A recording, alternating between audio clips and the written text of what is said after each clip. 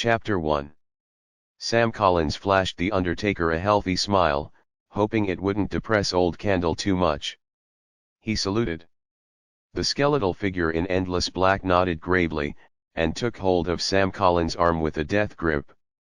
"I'm going to bury you, Sam Collins," the Undertaker said.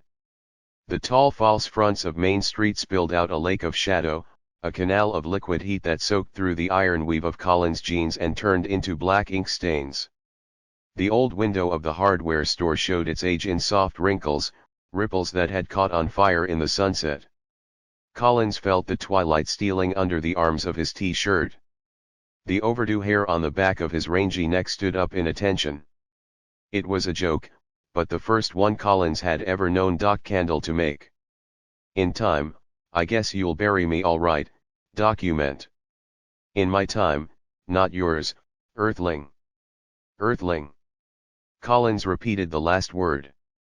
The old man frowned. His face was a collection of lines. When he frowned, all the lines pointed to hell, the grave, decay and damnation. "Earthling," the Undertaker repeated. "Earthman? Terrestrial? Solarian? Space Ranger? Homo sapiens?" Collins decided Candle was sure in a jokey mood. "Kind of makes you think of it, don't it, Doc? The spaceport going right up outside of town. Rocket ships are going to be out there taking off for the satellite, the moon, places like that. Reminds you that we are Earthlings, like they say in the funnies, all right. Not outside town." "What? Inside?" "Inside town. Part of the Spaceship Administration building is going to go smack in the middle of where your house used to be. My house is. For less time than you will be yourself, Earthling." "Earthling yourself? What's wrong with you, Doc?" "No, I am not an Earthling. I am a superhuman alien from outer space. My mission on Earth is to destroy you." Collins pulled away gently. "When you lived in a town all your life and knew its people, it wasn't unusual to see some old person snap under the weight of years. You have to destroy the rocket ship station, Doc, before it sends up spaceships." "No, I want to kill you. That is my mission." "Why?" "Because," Candle said, "I am a basically evil entity." The Undertaker turned away and went skittering down Main Street, his lopsided gait limping, sliding, hopping, skipping, at a refined leisurely pace. He was a collection of dancing, straight black lines. Collins stared after the old man, shook his head and forgot about him. He moved into the hardware store. The bell tinkled behind him. The store was cramped with shadows and the smell of wood and iron. It was lined off as precisely as a checkerboard, with counters, drawers, compartments. Ed Michael sat behind the counter, smoking a pipe. He was a handsome man, looking young in the uncertain light, even at 50. "Hi, Ed. You closed?" "Guess not, Sam. What are you looking for?" "A pound of 10-penny nails." Michael stood up. Sarah Comstock waddled energetically out of the back. Her sweet, angelic face lit up with a smile. "Sam Collins.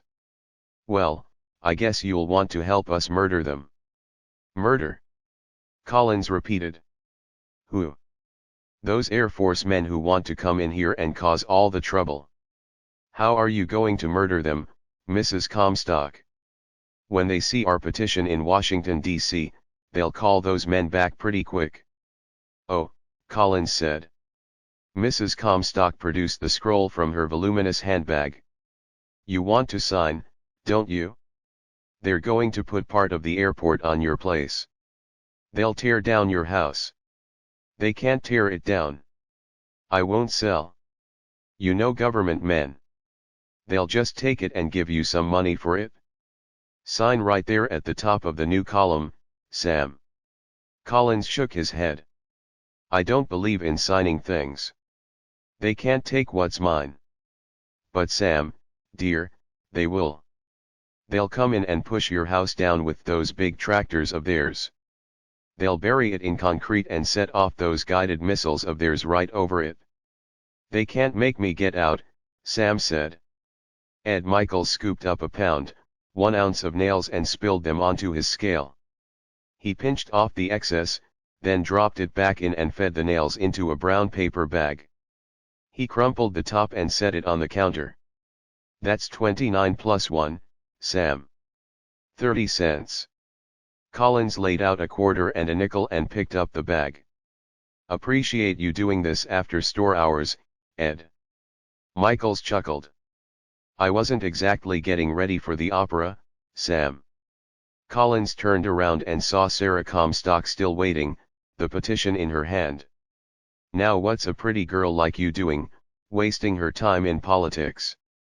Collins heard himself ask. Mrs. Comstock twittered. I'm old enough to be your mother, Sam Collins. I like mature women. Collins watched his hand in fascination as it reached out to touch one of Sarah Comstock's plump cheeks, then dropped to her shoulder and ripped away the strap sleeve of her summer print dress. A plump, rosy shoulder was revealed, splattered with freckles. Sarah Comstock put her hands over her ears as if to keep from hearing her own shrill scream. It reached out into pure soprano range. Sarah Comstock backed away, into the shadows, and Sam Collins followed her, trying to explain, to apologize. Sam. Sam. The voice cut through to him and he looked up. Ed Michaels had a double-barreled shotgun aimed at him. Mrs. Michaels' face was looking over his shoulder in the door to the back, her face a sick white. You get out of here, Sam, Michaels said. You get out and don't you come back. Ever. Collins' hands moved emptily in air. He was always better with his hands than words, but this time even they seemed inexpressive. He crumpled the sack of nails in both fists, and turned and left the hardware store. Chapter 2. His house was still there, sitting at the end of Elm Street, at the end of town, on the edge of the prairie. It was a very old house. It was decorated with gingerboard, a rusted-out tin rooster comb running the peak of the roof and stained glass window transoms, and the top of the house was joined to the ground floor by lapped fish scales, as though it was a mermaid instead of a house. The house was a golden house. It had been painted brown against the dust, but the keening wind, the relentless sun, the savage rape of the thunderstorms, they had all bleached the brown paint into a shining pure gold. Sam stepped inside and leaned back against the front door, the door of full-length glass with a border of glass emeralds and rubies. He leaned back and breathed deep. The house didn't smell old. It smelled new. It smelled like sawdust and fresh-hewn lumber, as bright and blonde as a high school senior's crew cut. He walked across the flowered carpet. The carpet didn't mind footsteps or bright sun. It never became worn or faded. It grew brighter with the years, the roses turning redder, the sunflowers becoming yellower. The parlor looked the same as it always did, clean and waiting to be used. The cane-back sofa and chairs eagerly waiting to be sat upon, the bead-shaded kerosene lamps ready to burst into light. Sam went into his workshop. This had once been the ground-level master bedroom, but he had had to make the change. The work table held its share of radios, toasters, TV sets, an electric train, a spring-wind Victrola. Sam threw the nails onto the table and crossed the room, running his fingers along the silent keyboard of the player piano. He looked out the window. The bulldozers had made the ground rectangular, level, and brown, turning it into a gigantic half-cent stamp. He remembered the mail and raised the window and reached down into the mailbox. It was on this side of the house, because only this side was technically within city limits. As he came up with the letters, Sam Collins saw a man sidling along a plumb line towards his house. He shut the window. Some of the letters didn't have any postage stamps, just a line of small print about a $300 fine. Government letters. He went over and forced them into the tightly packed coal stove. All the trash would be burned out in the cold weather. Collins sat down and looked through the rest of his mail. A new catalog of electronic parts. A bulky envelope with 2 paperback novels by Richard S. Prather and Robert Bloch he had ordered. A couple of letters from Hams. He tossed the mail on the table and leaned back. He thought about what had happened in the hardware store. It wasn't surprising it had happened to him. Things like that were bound to happen to him. He had just been lucky that Ed Michaels hadn't called the sheriff. What had got into him? He had never been a sex maniac before. But still, it was hardly unexpected. Might as well wait to start on those rabbit cages until tomorrow, he decided. This evening he felt like exploring. The house was so big, and packed with so many things that he never found and examined them all. Or if he did, he forgot a lot about the things between times, so it was like reading a favorite book over again, always discovering new things in it. The parlor was red in the fading light, and the hall beyond the sliding doors was deeply shadowed. In the sewing room, he remembered, in the drawers of the treadle machine the radio was captured. The rings and secret manuals of the days when radio had been alive. He hadn't looked over those things in some little time. He looked up the shadowed stairway. He remembered the night, a few weeks before Christmas when he had been 12 and really too old to believe, his mother had said she was going up to see if Santa Claus had left any packages around a bit early. They often gave him his presents early, since they were never quite sure he would live until Christmas. But his mother had been playing a trick on him. She hadn't been going up after packages. She had gone up those stairs to murder his father. She had shot him in the back of the head with his Army Colt .45 from the First War. Collins never quite understood why the hole in back was so neat and the one in front where it came out was so messy. After he went to live with Aunt Amy and the house had been boarded up, he heard them talking, Aunt Amy and her boyfriend, Fat Uncle Ralph. And they had said his mother had murdered his father because he had gone ahead and made her get pregnant again and she was afraid it would be another one like Sam. Sam Collins knew she must have planned it a long time in advance. She had filled up the bathtub with milk, real milk, and she went in after she had done it and took a bath in the milk. Then she slit her wrists. When Sam Collins had run down the stairs, screaming, and barged into the bathroom, he had found the tub looking like a giant stick of peppermint candy. Aunt Amy had been good to him. Because he didn't talk for about a year after he found the bodies, most people thought he was simple-minded. But Aunt Amy had always treated him just like a regular boy. That was embarrassing sometimes, but still it was better than what he got from the others. The doctor hadn't wanted to perform the operation on his clubfoot.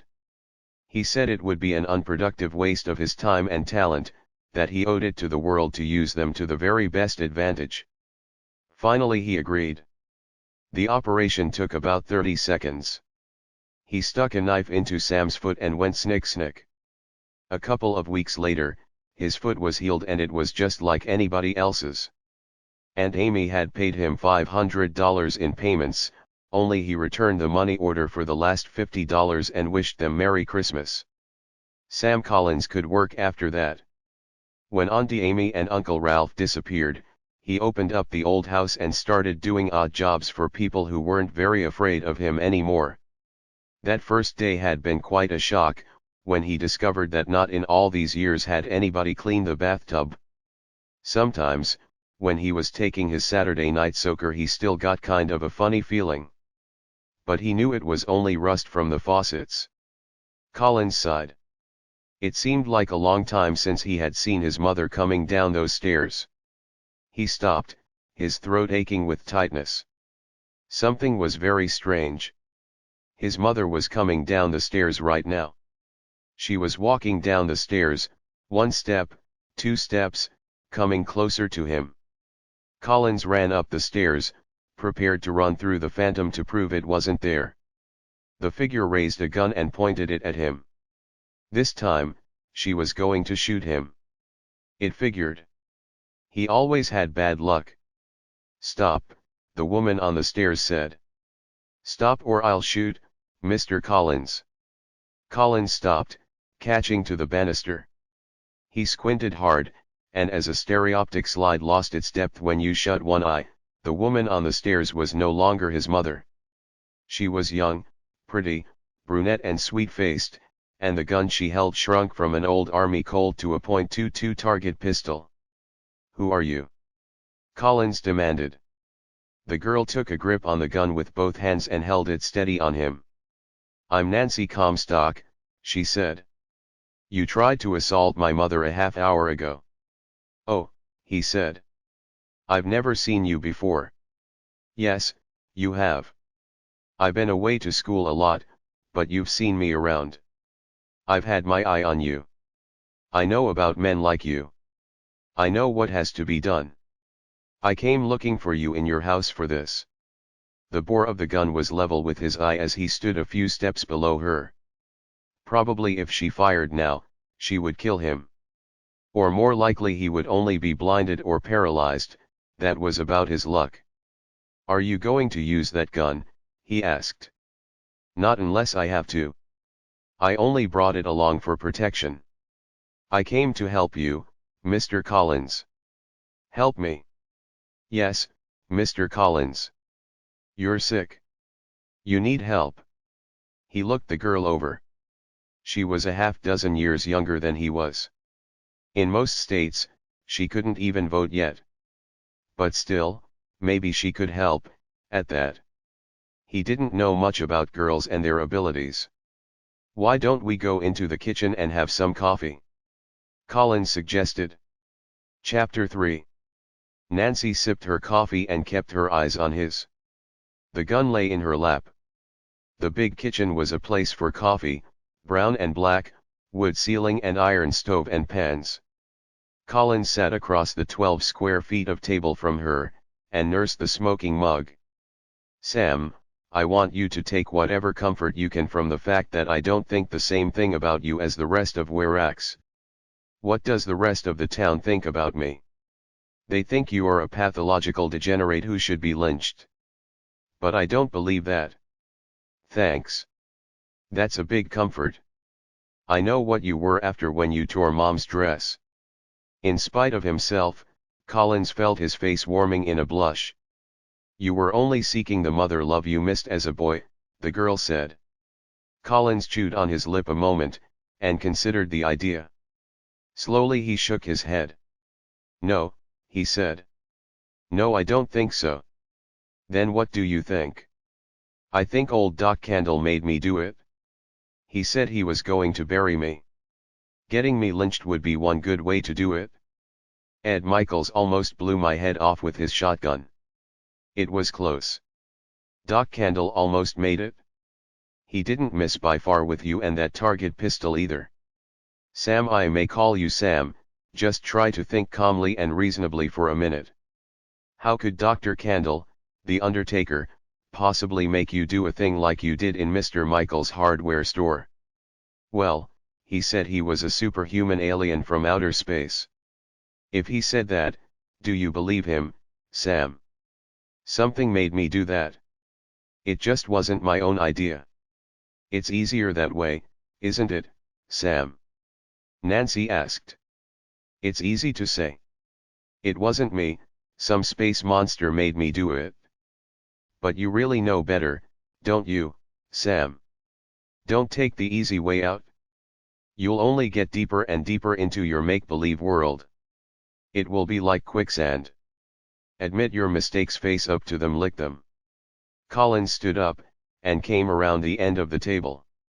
"You're too pretty to be so serious all the time," he said.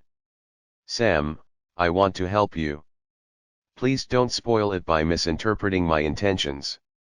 You should get a little fun out of life," Collins listened to himself say. He came on around the big table towards her. The first time he hadn't realized what was happening, but this time he knew. Somebody was pulling strings and making him jump. He had as much control as Charlie McCarthy. "Don't come any closer, Sam." Nancy managed to keep her voice steady, but he could tell she was frightened. He took another step. She threw her coffee in his face. The liquid was only lukewarm, but the sudden dash had given him some awareness of his own body again, like the first sound of the alarm faintly pressing through deep layers of sleep. Sam, Sam, please don't make me do it. Please, Sam, don't. Nancy had the gun in her hand, rising from her chair. His hands wanted to grab her clothes and tear. But that's suicide, he screamed at his body. As his hand went up with the intention of ripping, he deflected it just enough to shove the barrel of the gun away from him. The shot went off, but he knew instantly that it had not hit him. The gun fell to the floor, and with its fall, something else dropped away and he was in command of himself again. Nancy sighed, and slumped against him, the left side of her breast suddenly glossy with blood. Ed Michaels stared at him. Both eyes unblinking, just staring at him. He had only taken one look at the girl lying on the floor, blood all over her chest. He hadn't looked back. I didn't know who else to call, Ed. Collins said. Sheriff Thurston being out of town and all. It's okay, Sam. Mike swore me in as a special deputy a couple years back. The badge is at the store. They'll hang me for this, won't they, Ed? Michaels put his hand on Collins' shoulder. No, they won't do that to you, boy. We know you around here. They'll just put you away for a while. The asylum at Hannah, huh? Damn it, yes. What did you expect? A marksman medal. Okay, Ed, okay. Did you call Doc Vander Lies like I told you when I phoned? Michaels took a folded white handkerchief from his pocket and wiped his square-jawed face. You sure are taking this calm, Sam. I'm telling you, Sam, it would look better for you if you at least acted like you were sorry. Doc Vander Lies is up in Wisconsin with Mike. I called Doc Candle. He's an undertaker, Collins whispered. Don't you expect we need one? Michaels asked. Then, as if he wasn't sure of the answer to his own question, he said, did you examine her to see if she was dead? I don't know much about women. I wouldn't be able to tell. It didn't sound like a very good excuse to Collins. I guess she's dead, Collins said. That's the way he must have wanted it. He? Wait a minute, Sam. You mean you've got one of those split personalities like that girl on TV the other night? There's somebody else inside you that takes over and makes you do things. I never thought of it just like that before. I guess that's one way to look at it. The knock shook the back door before Michaels could say anything. The door opened and Doc Candle slithered in disjointedly, a rolled-up stretcher over his shoulder. Hello, boys, Candle said. A terrible accident, it brings sorrow to us all. Poor Nancy.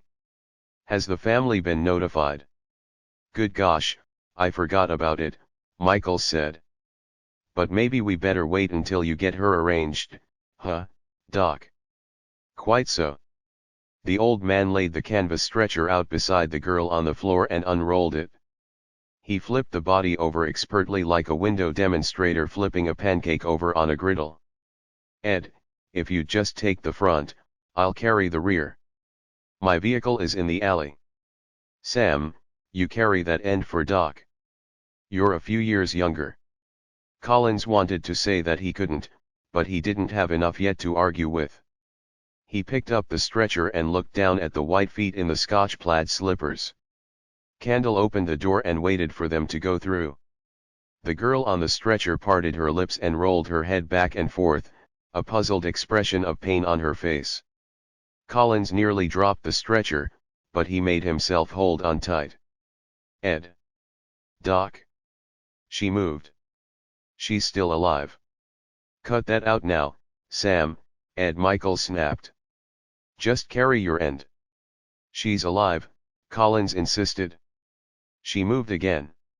Just turn around and take a look, Ed. That's all I ask.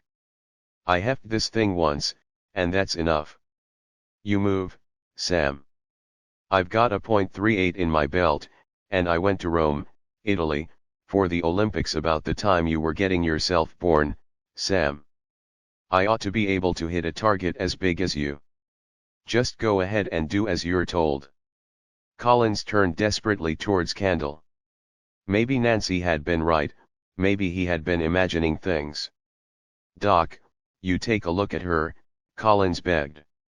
The old man vibrated over to the stretcher and looked down. This audio file was created by Panopreter Basic. You can download it at www.panopreter.com. The girl twisted in pain, throwing her head back, spilling her hair over the head of the stretcher. "Rigor mortis," Doc Candle diagnosed, with a wink to Collins. "No, Doc. She needs a doctor, blood transfusions." "Nonsense," Candle snapped. "I'll take her in my black wagon up to my place, put her in the tiled basement. I'll pump out all her blood and flush it down the commode. Then I'll feed in Formaldi Forever #0. Formaldi Forever, for the blush of death. When you think of a pretty girl, think of Formaldi Forever, the way to preserve that beauty. Then I'll take a needle and some silk thread and just a few stitches on the eyelids and around the mouth." "Doc, will you?" Michael said faintly. "Of course. I just wanted to show Sam how foolish he was in saying the beloved was still alive." Nancy kicked one leg off the stretcher and Candle picked it up and tucked it back in. "Ed, if you'd just turn around and look," Collins said. "I don't want to have to look at your face, you murdering son. You make me, you say one more word, and I'll turn around and shoot you between the eyes." Doc Candle nodded. Collins knew then that Michaels really would shoot him in the head if he said anything more, so he kept quiet. Candle held the door. They managed to get the stretcher down the back steps, and right into the black panel truck. They fitted the stretcher into the special sockets for it, and Doc Candle closed the double doors and slapped his dry palm down on the ceiling crevice. Instantly, there was an answering knock from inside the truck, a dull echo. "Didn't you hear that?" Collins asked. "Hear what?" Michael said. "What are you hearing now, Sam?" Candle inquired solicitously. "Oh. Sure," Michael said. "Kind of a voice, wasn't it, Sam? Didn't understand what it said. Wasn't listening too close, not like you. Thud thud thump thud." "No voice," Collins whispered. "That infernal sound, don't you hear it, Ed?" "I must hurry along," the undertaker said. "Must get ready to work on Nancy, get her ready for her parents to see." "All right, Doc. I'll take care of Sam." "Where you going to jail me, Ed?" Collins asked, his eyes on the closed truck doors. "In your storeroom like you did Hank Petrie." Michael's face suddenly began to work. "Jail? Jail you? Jail's too good for you. Doc, have you got a tow rope in that truck?" Ed Michaels was the best shot in town, probably one of the best marksmen in the world. He had been in the Olympics about 30 years ago. He was Warrack's one claim to fame. But he wasn't a cowboy. He wasn't a fast draw. Collins put all of his weight behind his left fist and landed it on the point of Michael's jaw, just the way he used to do when gangs of boys jumped onto him. Michael sprawled out, spread-eagled. Then Collins wanted to take the revolver out of Ed's belt, and press it into Ed's hand, curling his fingers around the grip and over the trigger, and then he wanted to shake Ed awake, slap his face and shake him. Collins spun around, clawed open the door to the truck cab and threw himself behind the steering wheel. He stopped wanting to make Ed Michaels shoot him. He flipped the ignition switch, levered the floor shift and drove away. And he was going to drive on and on and on and on. And on and on and on. Chapter 4. Collins turned onto the old McHenty blacktop, his foot pressed to the floorboards. Ed Michaels didn't own a car, he would have to borrow one from somebody. That would take time. Maybe Candle would give him his hearse to use to follow the black Rachel. Trees, fences, barns whizzed past the windows of the cab, and then the steel link mesh fence took up, the fence surrounding the new Kansas National Spaceport. Behind it, further from town, Some of the concrete had been poured and the horizon was a remote, sterile gray sweep. The McHenty Road would soon be closed to civilian traffic. But right now the government wanted people to drive along and see that the spaceship was nothing terrible, nothing to fear. The girl, Nancy Comstock, was alive in the back. He knew that. But he couldn't stop to prove it or to help her. Candle would make them lynch him first. Why hadn't Candle stopped him from getting away? He had managed to break his control for a second. He had done that before when he deflected Nancy's aim. But he couldn't resist Candle for long. Why hadn't Candle made him turn around and come back? Candle's control of him had seemed to stop when he got inside the cab of the truck. Could it be that the metal shield of the cab could protect an Earthling from the strange mental powers of the creature from another planet which was inhabiting the body of Doc Candle? Collins shook his head. More likely Candle was doing this just to get his hopes up. He probably would seize control of him any time he wanted to. But Collins decided to go on playing it as if he did have some hope, as if a shield of metal could protect him from Candle's control. Otherwise, there was no otherwise. Collins suddenly saw an opening. The steel mesh fence was ruptured by a huge semi-trailer truck turned on its side. 20 feet of fence on either side was down. This was restricted government property, but of course spaceships were hardly prime military secrets any longer. Repairs in the fence had not been made instantaneously, and the wreckage was not guarded. Collins swerved the wheel and drove the old wagon across the waffle plate obstruction, onto the smooth tarmac beyond. He raced through the falling night, not sure where he was headed. Up above he saw the shelter of shadows from a cluster of half-finished buildings. He drove into them and parked. Collins sat still for a moment, then threw open the door and ran around to the back of the truck, jerking open the handles. Nancy fell out into his arms. "What kind of ambulance is this?" she demanded. "It doesn't look like an ambulance. It doesn't smell like an ambulance. It looks like dash." Collins said, "Shut up. Get out of there.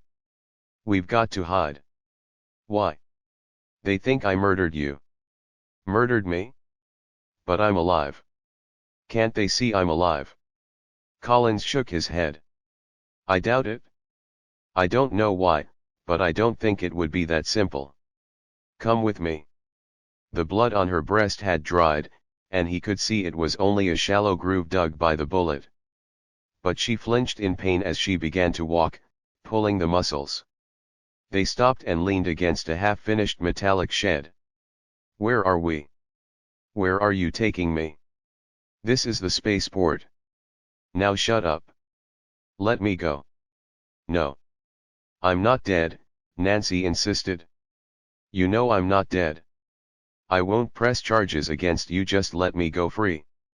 "I told you it wasn't that simple. He wants them to think you're dead, and that's what they'll think." Nancy passed fingers across her eyes. Who are you talking about?"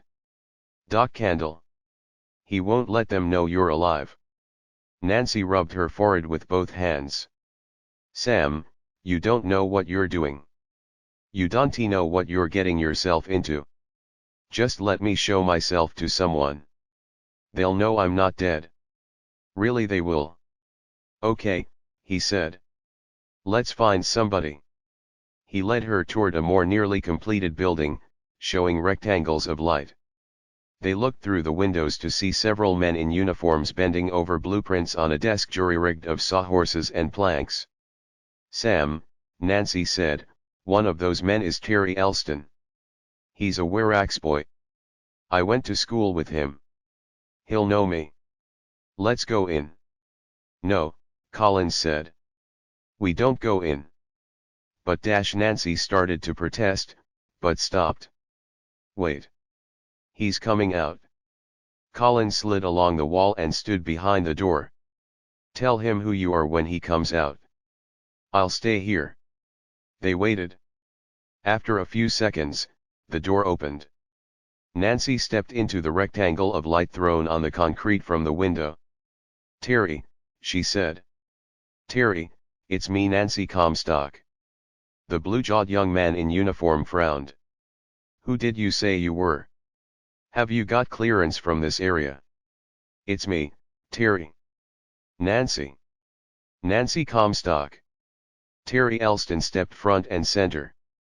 "That's not a very good joke. I knew Nancy. Hell of a way to die, killed by some maniac." "Terry, I'm Nancy. Don't you recognize me?" Elston squinted. "You look familiar. You look a little like Nancy. But you can't be her, because she's dead." "I'm here, and I tell you I'm not dead." "Nancy's dead," Elston repeated mechanically. "Say, what are you trying to pull?" "Terry, behind you." "A maniac." "Sure," Elston said. "Sure. There's a maniac behind me." Collins stepped forward and hit Elston behind the ear. He fell silently. Nancy stared down at him. "He refused to recognize me. He acted like I was crazy, pretending to be Nancy Comstock." "Come on along," Collins urged. "They'll probably shoot us on sight as trespassers." She looked around herself without comprehension. "Which way?" "This way." Collins did not say those words. They were said by the man with the gun in the uniform like the one worn by Elston. He motioned impatiently. "This way, this way." "No priority," Colonel Smith Boerke said as he paced back and forth, gun in hand. From time to time he waved it threateningly at Collins and Nancy, who sat on the couch in Smith Boerke's office. They had been sitting for close to 2 hours. Collins now knew the colonel did not intend to turn him over to the authorities. They were being held for reasons of Smith Boerke's own. "They sneaked the ship in here, planned for an unscheduled hop from an uncompleted base, the strictest security we've used in 10 or 15 years, and now they cancel it. This is bound to get leaked by somebody. They'll call it off. It'll never fly now." Collins sat quietly. He had been listening to this all evening. Smith Boerke had been drinking, although it wasn't very obvious. Smith Boerke turned to Collins. "I've been waiting for somebody like you. Just waiting for you to come along. And here you are, a wanted fugitive, completely in my power." "Perfect, perfect." Collins nodded to himself. Of course, Colonel Smith Boerke had been waiting for him. And Doc Candle had driven him right to him. It was inescapable. He had been intended to escape and turn up right here all along. "What do you want with me?" Smith Boerke's flushed face brightened. "You want to become a hero? A hero so big that all these trumped-up charges against you will be dropped? It'll be romantic. Back to Lindbergh, to Paris. Tell me, Collins, how would you like to be the first man to travel faster than light?" Collins knew there was no way out. "All right," he said. Smith Boerke wiped a hand across his dry mouth. "Project Silver has to come off. My whole career depends on it. You don't have anything to do. Everything's cybernetic. Just ride along and prove a human being can survive. Nothing to it. No hyperdrives, none of that kind of stuff. We had an engine that could go half light speed, and now we've made it twice as efficient and more. No superstitions about Einstein, I hope?" "No." "Good. I'll go," Collins said. "But what if I had said no?" Smith Boerke put the gun away in a desk drawer. "Then you could have walked out of here, straight into the MPs. Why didn't they come in here after me? They don't have security clearance for this building." "Don't leave me alone," Nancy said urgently. "I don't understand what's happening. I feel so helpless. I need help." "You're asking the wrong man," Collins said briefly. Collins felt safe when the airlock kissed shut its metal lips. It was not like the house, but yet he felt safe, surrounded by all the complicated, expensive electronic equipment. It was big, solid, sterilely gleaming. Another thing, he had reason to believe that Doc Candle's power could not reach him through metal. "But I'm not outside," Doc Candle said, "I'm in here, with you." Collins yelled and cursed. He tried to pull off the acceleration webbing and claw through the airlock. Nobody paid any attention to him. Countdowns had been automated. Smith Borky was handling this one himself, and he cut off the audio in switch from the spaceship. Doc Candle said nothing else for a moment, and the spaceship, almost an entity itself, went on with its work. The faster-than-light spaceship took off. At first it was like any other rocket takeoff. The glow of its exhaust spread over the field of the spaceport, then over the hills and valleys, and then the town of Warax, spreading illumination even as far as Sam Collins' silent house. After a time of being sick, Collins lay back and accepted this too. "That's right, that's it," Doc Candle said. "Take it and die with it. That's the ticket." Collins' eyes settled on a gauge. 3/4 light speed. Climbing. Nothing strange, nothing untoward happened when you reached light speed. It was only an arbitrary number. All else was superstition. Forget it, forget it, forget it. Something was telling him that. At first he thought it was Doc Candle, but then he knew it was the ship. Collins sat back and took it, and what he was taking was death. It was creeping over him, seeping into his feet, filling him like liquid does a sponge. Not will, but curiosity, caused him to turn his head. He saw Doc Candle. The old body was dying. He was in the emergency seat, broken, a ribbon of blood lacing his chin. But Doc Candle continued to laugh triumphantly in Collins' head. "Why? Why do you have to kill me?" Collins asked.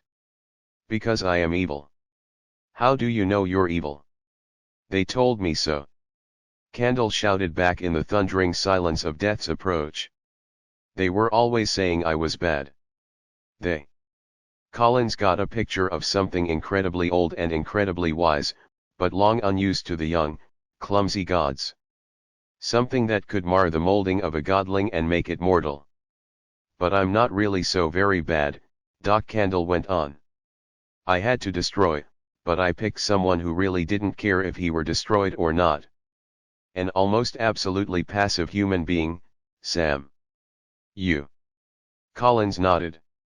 "And even then," said the superhuman alien from outer space, "I could not just destroy.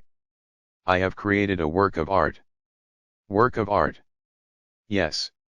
I have taken your life and turned it into a horror story, Sam. A chilling, demonic, black-hearted horror." Collins nodded again. Lightspeed. There was finally something human within Sam Collins that he could not deny. He wanted to live. It wasn't true. He did care what happened. "You do?" said somebody. "He does." Ask somebody else, surprised, and suddenly he again got the image of wiser, older creatures, a little ashamed because of what they had done to the creature named Doc Candle. "He does," chorused several voices, and Sam Collins cried aloud, "I do. I want to live." They were just touching light speed, he felt it. This time it was not just a biological response. He really wanted help. He wanted to stay alive. From the older, wiser voices he got help, though he never knew how. He felt the ship move slipwise under him, and then a crash. And Doc Candle got help too, the only help even the older, wiser ones could give him. They pulled him out of the combined wreckage of the spaceship and his house. Both were demolished. It was strange how the spaceship Sam Collins was on crashed right into his house. Ed Michaels recalled a time in a tornado when S.Y. Baxter's car was picked up, lifted across town and dropped into his living room. When the men from the spaceport lifted away tons of rubble, they found him and said, "He's dead." "No, I'm not," Collins thought. "I'm alive." And then they saw that he really was alive, that he had come through it alive somehow, and nobody remembered anything like it since the airliner crash in '59. A while later, After they found Doc Candle's body and court-martialed Smith Baorky, who took drugs, Nancy was nuzzling him on his hospital bed. It was nice, but he wasn't paying much attention. "I'm free," Collins thought as the girl hugged him. Free. He kissed her. Well, he thought while she was kissing him back, as free as I want to be, anyway.